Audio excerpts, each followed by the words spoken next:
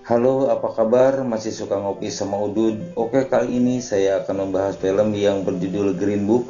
Film diangkat dari kisah nyata seorang pianis kulit hitam yang terkenal. Film ini cukup menarik, sangat inspiratif. Bagaimana kisahnya? Langsung aja siapkan posisi, pasang head free. 3, 2, 1. New York City 1962, seorang pria Tony Palelonga sedang bekerja di sebuah bar. Dia bekerja sebagai pelayan sekaligus keamanan di sana. Tak lama datang seorang ketua gangster lalu dia menitipkan mantel dan topinya. Dia meminta agar pelayan menjaga topinya dengan baik. Jaga topinya dengan nyawamu. Tony yang mendengar ucapan gangster itu dia punya pikiran jahat. Dia meminta topi itu kepada pelayan. Dan pada saat ketua gangster mau pulang, dia meminta topinya ternyata topinya sudah hilang. Dia pun marah besar. Dia mengancam akan membakar bar itu kalau topinya tidak ketemu. Mengetahui hal itu, pemilik bar menutup barnya untuk sementara waktu, sampai masalah ini selesai. Setelah Tony tahu klub tutup karena ulahnya, Tony pun pergi menemui ketua gangster untuk mengembalikan topinya, dan mengatakan dia merebutnya dari pencuri. Dan Tony meminta agar dia mau memaafkan pemilik bar tempat dia bekerja. Karena Tony sudah dianggap pahlawan, sebagai ucapan terima kasih, dia pun diberi uang oleh ketua gangster itu. Tony pun pulang ke rumah, dia tinggal dengan istrinya Dolores dan dua anaknya. Saat dia bangun dari tidurnya, dia melihat ada dua orang kulit hitam di rumahnya yang sedang memperbaiki ledeng. Saat selesai, Dolores istrinya memberi mereka minum. Tony yang mengetahui hal tersebut langsung membuang gelas itu ke tong sampah, karena dia tidak sudi minum gelas bekas orang negro. Karena rasisme pada zaman itu masih terlalu parah, orang-orang kulit putih menganggap orang-orang kulit hitam itu lebih rendah, termasuk Tony. Keesokan harinya bar tempat Tony bekerja masih tutup. Terpaksa dia lontang-lantung kadieu-kaditu dan dipastikan dia menganggur. Pada saat di rumah dia mendapat telepon dari kawannya, dia ditawari bekerja untuk menjadi sopir seorang dokter. Tony pun tertarik dan meminta alamatnya. Keesokan harinya Tony pergi ke rumah Doc, dan setelah bertemu Tony bingung. Ternyata Doc adalah seorang kulit hitam dan berpenampilan aneh. Doc berkata dia berencana tur keliling Amerika selama 8 minggu. Karena itulah dia butuh seorang supir sekaligus orang yang bisa mengurus jadwal perjalanannya, yang sekaligus nyuci dan menggosok bajunya dengan bayaran $100 per minggu. Dan Tony pun menolak, karena dia tak sudi jadi pelayan orang kulit hitam. Tony bersedia menjadi sopirnya tanpa nyuci, tanpa menggosok, dengan bayaran $125 per minggu, dan Doc pun setuju. Hari tur pun tiba.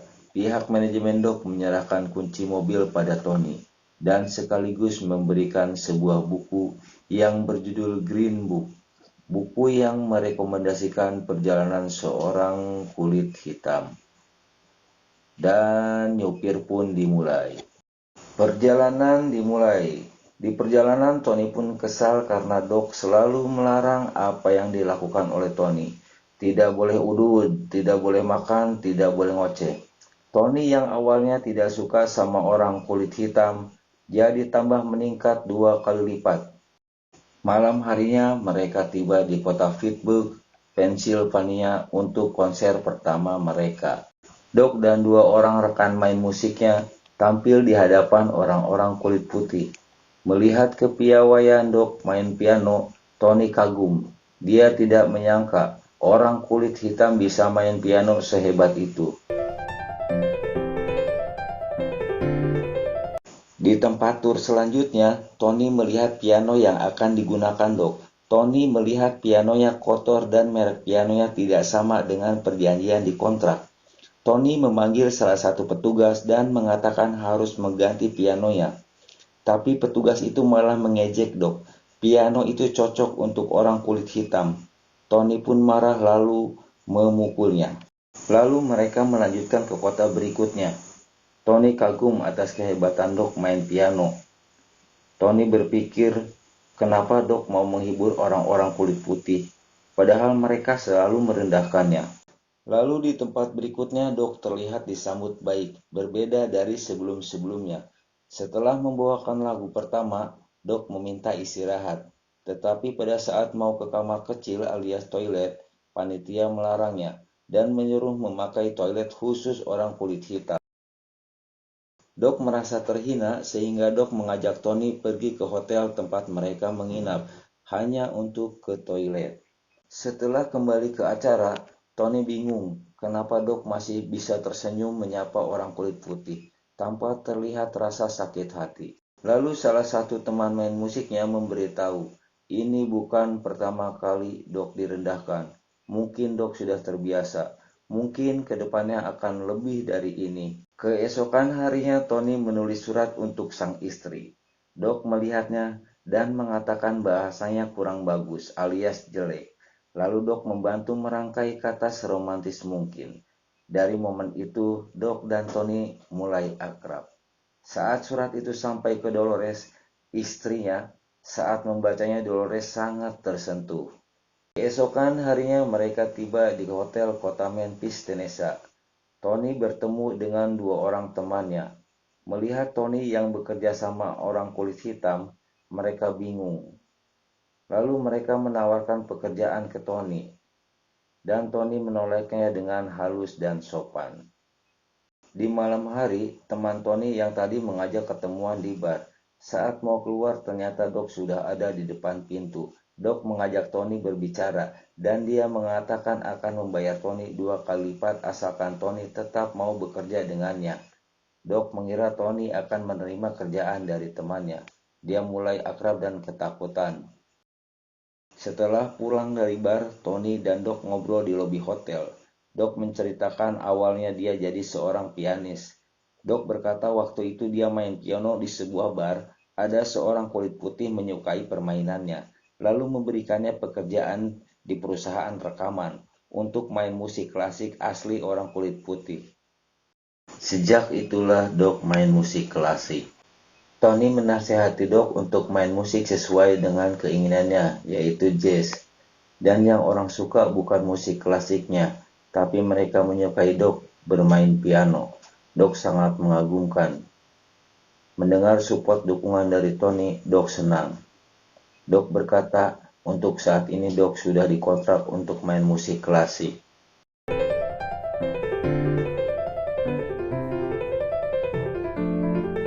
Setelah konser di kota Memphis, mereka melanjutkan ke tempat berikutnya. Di perjalanan mereka di stop polisi. Salah satu polisi menyuruh Tony keluar dari mobil untuk diinterogasi, dan Doc disangka buronan. Tony pun marah lalu memukul polisi itu. Dan akhirnya mereka berdua ditangkap polisi. Lalu Doc bertanya kenapa dia ditahan. Dia tidak melakukan apa-apa. Polisi pun tidak menanggapinya karena Doc orang kulit hitam. Lalu Doc meminta haknya untuk meminta bantuan ke temannya. Lalu Doc meminta hak teleponnya. Akhirnya mereka memberikan hak teleponnya kepada Doc, walaupun dengan terpaksa. Tak lama kemudian polisi itu mendapatkan telepon. Gak tahu dari siapa. Mereka pun ketakutan dan akhirnya mereka dibebaskan. Tony penasaran siapa sebenarnya yang ditelepon Doc. Mereka pun melanjutkan perjalanan. Di tengah perjalanan Doc mengatakan gara-gara Tony dia harus meminta tolong adik presiden yang sekarang menjabat Dewan Kejaksaan Agung. Mendengar itu Tony pun tersenyum. Dan Tony berkata Doc seorang sultan, banyak harta, rumah mewah. Mendengar itu Doc marah dan meminta Tony untuk memberhentikan mobilnya. Padahal sedang hujan turun. Doc pun keluar dari mobil. Dan Doc berkata Tony tidak tahu apa-apa soal kehidupannya. Walau banyak harta, rumah mewah, namun kenyataannya dia sendirian. Tak punya teman, saudara, atau keluarga. Doc dipenjara orang-orang kulit putih yang telah membayarnya untuk menghibur mereka. Mereka menghormati Doc di atas panggung, tapi setelah itu orang-orang kulit putih merendahkannya sama seperti orang kulit hitam lainnya. Tak ada satu orang pun orang kulit putih yang mau jadi sahabatnya. Mendengar hal itu, Tony pun terdiam. Tony sadar, sebanyak apapun harta yang dimiliki orang kulit hitam, tetap sulit. Setelah menghilangkan kekesalan, mereka pun melanjutkan perjalanan. Keesokan paginya, sampailah ke tujuan terakhir tur mereka, dan akan tampil di sebuah restoran besar di Brigham, Alabama. Di sana lagi-lagi Doc mendapat perlakuan yang tidak pantas. Pihak manajer restoran memberikan ruang tunggu di gudang dekat dapur, sedangkan dua rekannya diberikan ruang tunggu yang sangat mewah. Pada saat Tony makan malam, dua rekan main musiknya Doc meminta bergabung makan bersama. Lalu satu pengiring musik berkata, "Tanpa mengadakan tur keliling ini Doc sudah banyak harta." Alasan Doc mengadakan tur keliling ini hanya untuk membuka hati masyarakat. Kalau orang kulit hitam itu punya kedudukan yang sama, setara tanpa ada perbedaan. Tak lama Doc datang untuk bergabung makan malam, tetapi para pelayan melarangnya untuk masuk. Lalu Tony pun mendatanginya untuk negosiasi agar Doc bisa makan bersamanya. Namun pihak restoran tetap tidak mengizinkannya. Sebagai permintaan maafnya, pihak restoran akan menyiapkan meja makan di taman belakang agar Doc bisa makan. Doc menolak dan mengancam akan membatalkan penampilannya kalau dia tidak diizinkan makan bersama orang kulit putih. Mendengar ancaman itu, si manajer mengajak Tony berbicara empat mata. Dia niatnya mau nyuap si Tony agar membujuk Doc mau makan di taman belakang. Si manajer berkata, satu orang kulit hitam makan di dalam restoran sama saja ngasih makan monyet di atas piring emas. Tony pun marah lalu Doc datang melarang Tony. Doc berkata kali ini dia akan ikut saran Tony. Bila Tony ingin melihat dia tampil maka dia bersedia makan di luar. Jika Tony tidak mau maka Doc akan membatalkan pertunjukan musiknya. Mendengar hal itu Tony begitu sedih. Dan dia sadar sesulit apa kehidupan yang Doc jalani. Akhirnya Tony memutuskan untuk pergi dan membatalkan pertunjukan musiknya. Dalam perjalanan pulang, Doc mengajak Tony makan di sebuah bar khusus orang kulit hitam. Selesai makan, seorang pelayan bertanya kenapa memakai jas, padahal mau makan di bar saja. Lalu Tony pun menjelaskan bahwa Doc adalah seorang pianis terkenal. Seharusnya dia tampil di restoran mewah. Merasa makanan di restoran tersebut tidak enak, maka dia memutuskan untuk makan di bar ini. Mendengar bar kecilnya dipuji, sang pelayan merasa tersanjung dan meminta dia bermain piano sebagai bayarannya. Semua orang menyukai permainan Doc, bahkan para personil band di bar tersebut mengajak duet bareng mereka. Dan baru pertama kali Doc merasakan bagaimana bersenang-senang, tanpa harus berpura-pura tersenyum. Selesai bersenang-senang, mereka pun melakukan perjalanan pulang. Di tengah perjalanan, badai salju turun. Tony mengajak Doc berhenti di penginapan, namun Doc menolaknya, karena Tony harus pulang merayakan malam Natal dengan keluarganya. Akhirnya Doc menggantikan Tony untuk menyetir. Setelah perjalanan panjang, akhirnya sampai di depan rumah Tony. Tony mengajak Doc masuk dan menemui keluarganya. Doc hanya diam. Mungkin di dalam hati Doc, takut kehadirannya nanti merusak malam Natal keluarga mereka. Karena Doc orang kulit hitam. Doc pun pulang ke rumahnya. Doc menjalani hidup seperti semula, sendirian, tanpa teman, sahabat, dan saudara. Lalu Doc teringat omongan Tony, hidup punya pilihan. Akhirnya Doc memutuskan pergi ke rumah Tony. Pada saat keluarga Tony mau makan malam, Tony mendengar ada suara ketuk pintu. Tony pun membukanya. Ternyata tetangganya. Lalu Tony mau menutup pintu. Tony senang, ternyata sahabatnya Doc datang, dan dia mengenalkan pada keluarganya. Tanpa diduga, keluarga Tony menyambut hangat kedatangan Doc. Dolores pun memeluk Doc sambil berkata, terima kasih sudah mengajari Tony menulis surat. Film pun tamat, ending yang sangat mempianiskan. Misi Doc pun berhasil mengubah hati orang kulit putih, walaupun hanya keluarga Tony.